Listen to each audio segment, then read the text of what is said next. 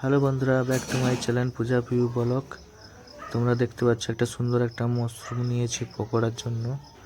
আর যারা যারা মাশরুম পকোড়া খেয়েছো অবশ্যই দেখতে পাবে। আমরা আজকে বানাবো মাশরুমের পকোড়া। কিছু ছোটো ছোটো করে কুচিয়ে নিলাম মাশরুমটাকে।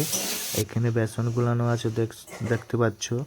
আর যারা মাশরুম খেয়েছো অবশ্যই জানবে যে মাশরুম কীভাবে তৈরি হয়। আমরা বেসনকে গুলিয়ে মাশরুমের সাথে কড়াই ছেড়ে দিলাম। দেখতে পাচ্ছ, এটা একটু নাড়াচাড়া করে নেব ভালো ভাজার জন্য। আর খুব সুন্দর হয়েছে তোমরা দেখতে পাচ্ছ। আর এখানে পুরোপুরি বেসনটা গুলিয়ে আমরা কড়ার মধ্যে ছেড়ে দিলাম। এখন অলরেডি ভাজা হয়ে গেছে, তোমরা দেখতে পাচ্ছ খুব সুন্দর হয়েছে মচমচে টাইপের মাশরুম ভাজা। আমরা মেলাঘাটে খেয়ে থাকি, তাই আমরা বাড়িতে বানালাম।